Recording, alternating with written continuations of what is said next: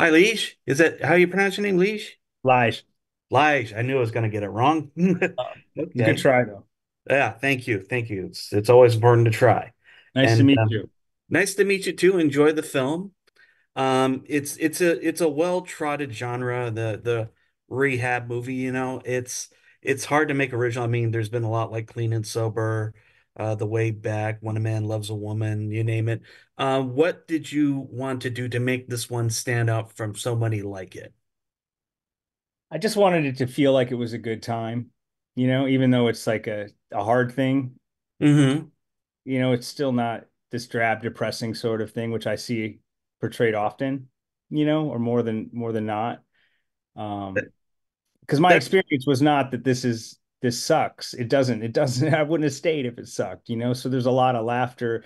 You're dealing with some tough stuff and having to turn your life around, but there's joy that comes with that. And we didn't take it too seriously and that kind of a thing. So I just had the wrong idea of it for my whole life. And if I would have had a different idea of it, it could have clicked a little earlier. So that was my intention, was to just show like a lighter side of it, a lighter side of the serious thing, if that makes sense. Yeah, it is because a lot of I know people who've been through groups like this, and they can be fun. They can be very cathartic, and we Yeah. don't always see that in films. We do see the opposite. And I mean, you also have a wide variety of actors here from different genres, from different walks of life. What was it like creating the group dynamic with them? How'd that go about? Yeah. I didn't create any group dynamic. They came in and it just kind of clicked in a certain sort of way. Some of those guys knew each other from comedy, and then some of them knew each other from music, or they've just recently, some of them are very popular on current television shows. So they either know each other's work or things like that. But I just got really lucky that this group clicked like they did. It was like family by day two. It really was, in all sorts of different ways. And I think that's also, you get a bunch of guys that aren't necessarily serious actors. Right. Time they just come in and have a little lighter sense to it, maybe.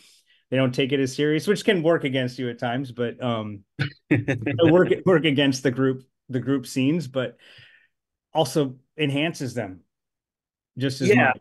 So definitely. I mean, they did click here. I mean, did you just sort of let them go loose and then just go from there? it depended on what we were doing. The softball stuff, they got to be a little more loose. Some of that group scenes work, we had to get what was on the page or we'd have never got through it. Um, Hmm. so we'd get the work done to the way that it was like written to be, and then we'd screw around a little bit often, but like, the wings running around the table, there's that shit, there's like, in more of the heightened dramatic or heightened, comedic scenes, there's a lot more playing, but in the serious stuff, it's more on the page, if that makes sense. Definitely, definitely. And how personal was writing this screenplay for you?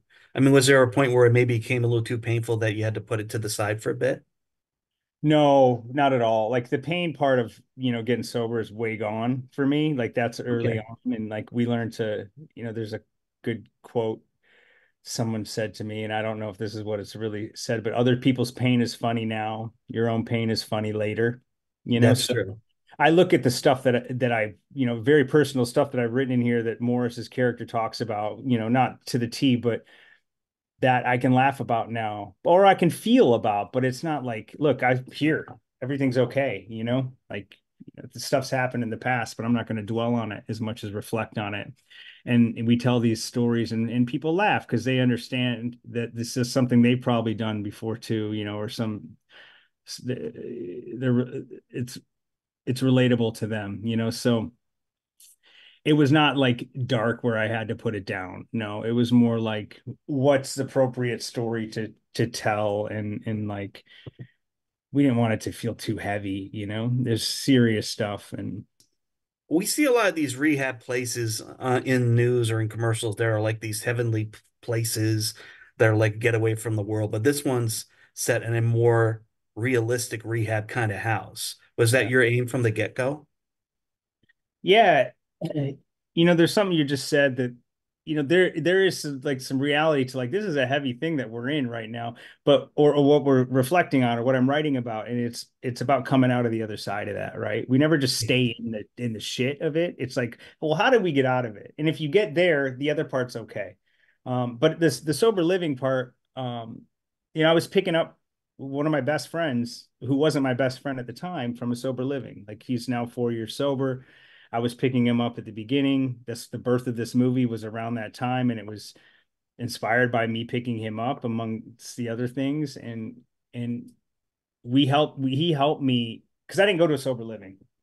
He Okay. helped me kind of go. I would like, was how's this? Does this feel right? Like I know a lot of guys that have been at sober livings, but so he was really his name's Eric. He was really integral in like developing that reality.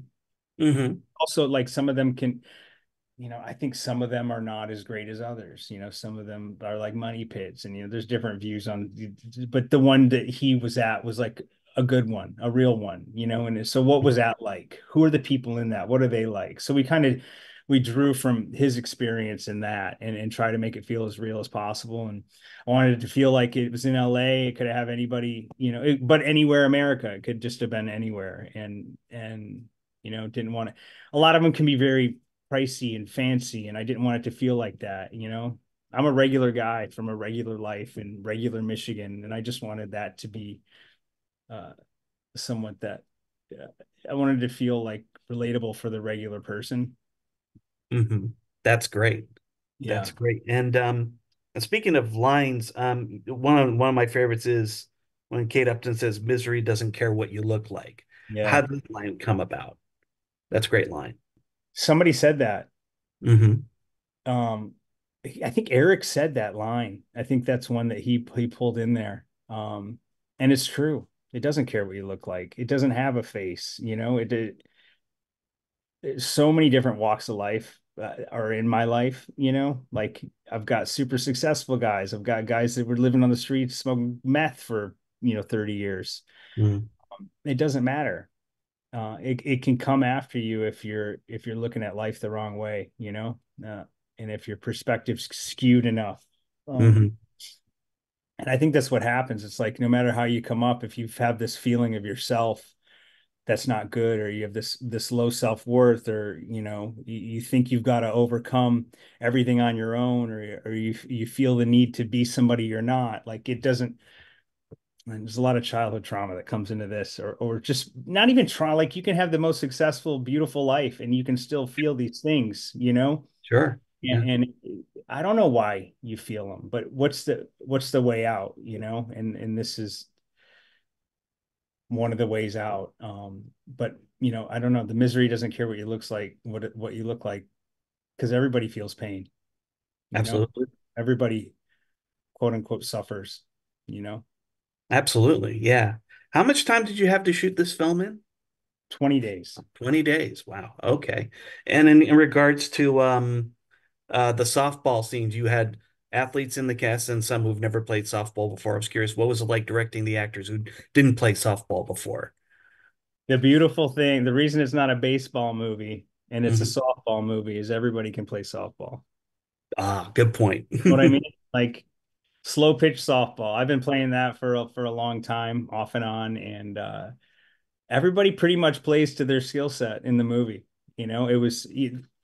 It luckily lined up pretty good for the way I've written their characters, but some people we'd have to swap skills and things like that. But yeah, man, everybody can play a little bit. That's why like uh, a nub down third base is still fun to watch on the screen, I think, because it's not like you don't have to hit a home run every time to make it entertaining, and it's just as much fun with the mistakes as it is with the successes when you're playing softball, if that makes sense. Absolutely. Yeah, that makes perfect sense. And what's next for you? I've got a couple ideas. One script that I've written that's like my Die Hard, but the Oh, nice. comedy grounded version of it. I want to step into a different arena a bit. I've worked on some dramatic stuff, and this was a more comedic, and I want to take a step up and make something a little bigger budget. Little like Christmas action comedy. Seasonal movie. Great. inspired by some of the greats. So we'll see. We'll see who lets me make it next, if anybody Yeah, lets me make another. exactly. And Yeah. also, back to this film, would you say this is a movie where the actors didn't spend a lot of time in their trailers? Yeah, not much. I mean, we're mostly shooting the whole time, or they're not there because they don't work that day. Yeah. Right. But they hung out a lot too. But, this is the time where, you're not spending a lot of time lighting and setting up because 20 days is not a long time to No, make a not film. at all. You're constantly shooting.